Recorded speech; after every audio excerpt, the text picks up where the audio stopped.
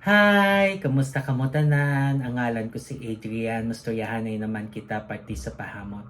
Hini nga pahamot nga luya ko istorya sa inyo subong tawag siya Eau Sauvage Parfum 2017 for Men. Iyan ni siya ni Christian Dior.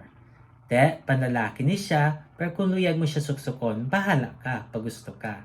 Kag parfum ni siya, butang balon, isa ka braso kalayo bago ka masimutan.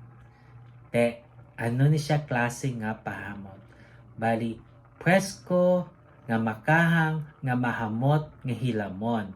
No? Amo na siya kung simutan.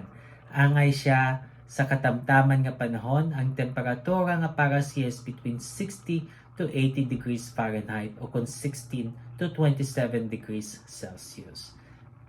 Ano ang iya nga mga nota?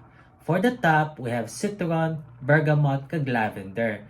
Duha ka citrus nga nota kag lavender kahatag sa niya pagka-presko nga hamot. For the mid, we have Haitian vetiver na ang mahamot nga hilamon amo na siya ang vetiver. Kag for the base, we have elemi na ang elemi gahatag sa iya nga pagkakahang nga hamot. Namin ni siya pang adlaw-adlaw basta mayo lang ang temperatura sa gwa, no? Basta katamtaman lang ang panahon.